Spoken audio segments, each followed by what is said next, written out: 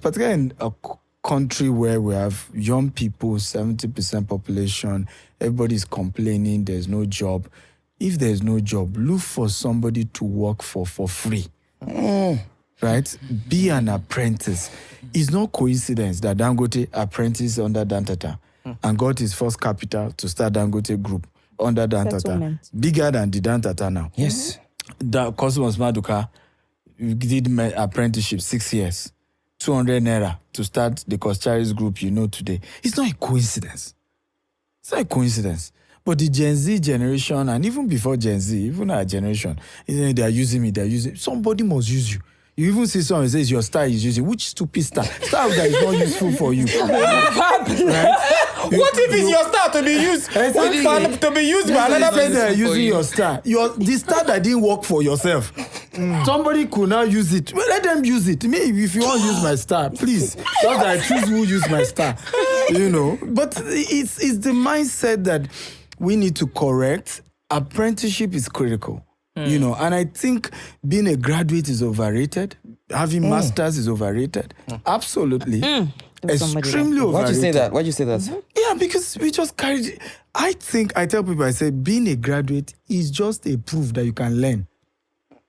Doesn't make you skillful in anything. Bridge. Not even now that they give you 30 years curriculum. I swear. That is no longer relevant. That is no longer relevant now. So it's just a proof that you can read and write. Your thing go viral. I know this one they will comment and start writing rubbish. But it's the truth here. It's either want to help people or we want to be honest. Yes. I was a graduate selling popcorn. Right? A graduate of microbiology. Yes, and I was selling popcorn. Right? So all this pride up and down, a whole graduate. One day I remember I had pasted, because I had started a company, CEO. In your Instagram bio.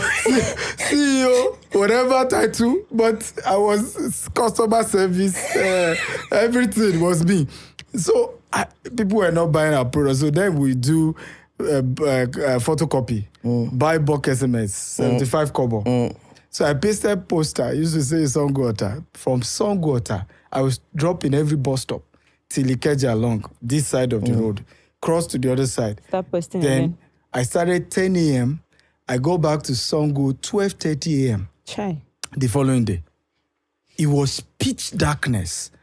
As I was trying to come down from the mole, tears were rolling down my eyes. I wasn't planning to cry. Like, it wasn't like I thought, why am I crying? Reflex. Why am I crying?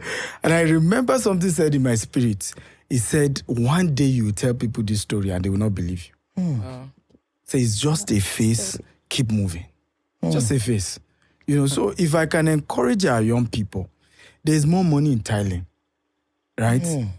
The people we pay millions to in our construction industry, Thailand. And they are coming from Togo. Because most Nigerians don't even know how to do it. And then you carry degree on your head. Right? Carpentry work.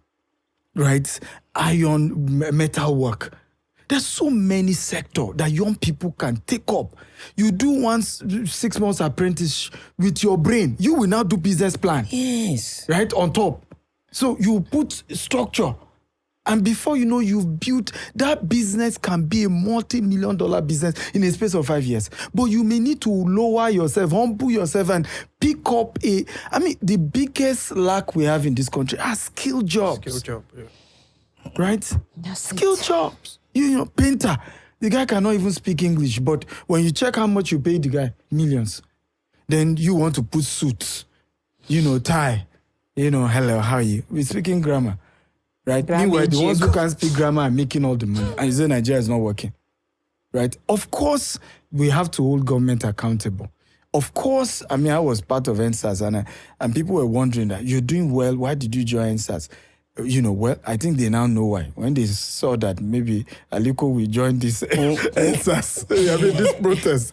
Because people think because you're doing good business, you are not feeling the impact of what's going on in this country. We're all endangered species in the hands of these wicked politicians that we have in this country. But for me, it's also that the solution is not just in the hands of the politicians. No country in the world has evolved through the hands of politicians. None. Not even China. None. It's business. Not even communist China. None. Right? It's look at America. There's a movie called The Man Who Built America, and I wrote about that, and I was glad that Tedola also re-emphasized that too. John D. Rockefeller, Yeah. right, built the entire. All you know as petroleum industry today, people still don't know that it was kerosene first, before petrol. John D. Rockefeller literally moved people from using kerosene as source of light to petrol. John D. Rockefeller, one man. Andrew Carnegie, the rail sector. Yeah. The man owned more than 80% of the rail line in the whole of America. One man, America, that people just America is developed. JP Morgan. JP Morgan was a one man that was so powerful, he bails out industries. In fact, one recession during, I think, D. Roosevelt, they had to beg him to bail out. In fact, it was after that one said, how can I be president? And one man is more powerful. I'm begging him to bail out a sector. That's when they now start what we call central bank, the Reserve Bank. Because he was so pissed off that it was one man that literally had the resources to bail out an industry. And we can go on and on. What Nigeria needs is young people to rise up to the demands of this hour. Build great industries. And then later on, politicians will now come to say, how come only Aliko owns all the petroleum? I mean, he's the only one producing petrol. And that's why for people were wondering, why did I support Aliko with the refinery? At this point, we can't talk monopoly. It's after we are getting enough fuel, we stop pumping all the dollars to import fuel, right? Years later, we now see that he's the only one producing fuel for Nigeria. You know, House can now pass a resolution to say, how do we get younger people to come into the petroleum industry so that it's not just Aliko alone. But every country has been built by one great businessman. He takes over the industry, then later you divide. Like John D. Rockefeller, they divided his company into 5. Do you want to hear the name? Tell me, sir. ExxonMobil. Shell, Chevron. Wow. Even when they divide into 5, those are the names of what they divided. Big names. Yes. Because of monopoly. Social media today, is Mark Zuckerberg not doing monopoly? One man owns WhatsApp. One man owns Instagram. One man owns Facebook. One man owns Thread. Yes. One man. Right? One man. But you will see now, over time, they can divide the country, the company. Same thing with Google. See how powerful Google is. AI, open AI. So we must understand how, nations evolve. But I challenge young people who watch this show, rise up. I mean, yes, not everybody can have my kind of story, but I promise you, if I can make it starting from Nigeria, you can make it. Absolutely. You just will be relentless.